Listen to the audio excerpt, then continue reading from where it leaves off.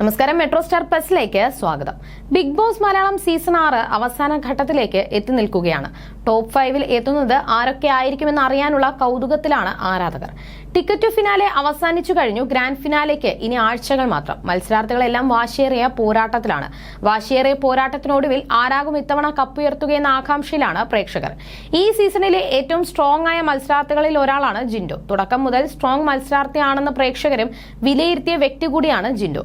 വ്യക്തി ജീവിതത്തിൽ ഏറെ ബുദ്ധിമുട്ടിയും കഷ്ടപ്പെട്ടുമാണ് മുന്നേറിയിട്ടുള്ളത്. ബോഡി ബിൽഡർ കൂടിയായ ജിൻഡോയെ ബിഗ് ബോസ് വീടിനകത്ത് വെച്ച് തന്നെ പലരും കളിയാക്കി. നിറം നോക്കിയും രൂപം നോക്കിയും സഹ മത്സരാർത്ഥികളാൽ കളിയാക്കപ്പെട്ടപ്പോഴും ശക്തയായി തന്റെ സ്ഥാനം ഉറപ്പിച്ചു നിർത്തിയ മത്സരാർത്ഥി തന്നെയാണ് ജിൻഡോ.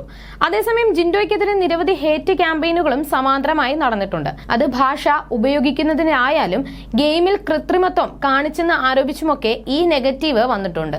ഇപ്പോഴത്തെ ജിൻഡോയെ കുറിച്ച് സമൂഹ മാധ്യമത്തിൽ വന്ന ഒരു കുറിപ്പ് ശ്രദ്ധ നേടുന്നുണ്ട്. ബിഗ് ബോസിലൂടെ അറിയപ്പെടുകയും അംഗീകരിക്കപ്പെടുകയും ചെയ്യുകയാണ് ജിൻഡോ. ഇത്രയൊക്കെ നേടിയിട്ടും എന്റെ നാട്ടിൽ വെക്കാത്ത ഫ്ലക്സ് ബിഗ് ബോസ് കണ്ട് എന്നെ ഇഷ്ടപ്പെട്ടു, നാട്ടിൽ വെച്ചു എന്ന് ജിൻഡോ തന്നെ പറഞ്ഞിരുന്നു. സമൂഹത്തിൽ ഇറങ്ങി പ്രവർത്തിച്ച വ്യക്തിയാണ് ജിൻഡോ. നിങ്ങളിൽ ചിലർ അയാളെ മണ്ടനെന്നോ നുണയനെന്നോ മുദ്ര കുത്തിയാലും ജയിച്ചേ മടങ്ങൂ എന്ന അയാളുടെ ഇച്ഛാശക്തിയെ തോൽപ്പിക്കാൻ നിങ്ങളിൽ ആർക്കും കഴിയില്ലെന്നും കുറിപ്പിൽ പറയുന്നു. കുറിപ്പിന്റെ പൂർണ്ണരൂപം ഇങ്ങനെയാണ്: ജിൻഡോയുടെ സെൽഫ് ടോക്കിലെ ഒന്നായിരുന്നു ഇത്രയൊക്കെ നേടിയിട്ടും എന്റെ നാട്ടിൽ വെക്കാത്ത ഫ്ലക്സ് ബിഗ് ബോസ് കണ്ടു, എന്നെ ഇഷ്ടപ്പെട്ടു, നാട്ടിൽ വെച്ചു. ഇതിൽ നിന്ന് എന്താണ് മനസ്സിലാക്കേണ്ടത്? ദൃശ്യമാധ്യമം ജനങ്ങൾക്കിടയിൽ ഉണ്ടാക്കുന്ന ഇൻഫ്ലുവൻസ് അത്രമേൽ വലുതാണ്. മറ്റുള്ളവരാൽ തിരിച്ചു അറിയപ്പെടുക, അംഗീകരിക്കപ്പെടുക എന്നത് വളരെ വലിയ കാര്യമാണ്, ജിൻഡോ പറയുന്നു.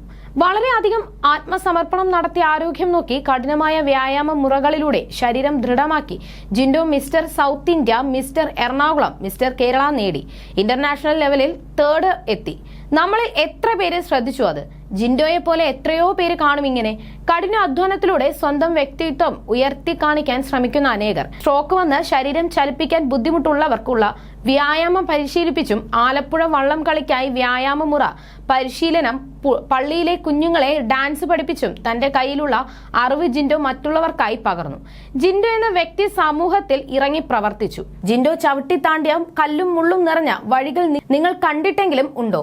ജിൻഡോ വലിയൊരു പാഠമാണ്, തോൽക്കാൻ മനസ്സില്ലാത്തവർക്ക് വായിക്കാനുള്ള പാഠം എന്നും പറഞ്ഞാണ് കുറിപ്പ് അവസാനിക്കുന്നത്.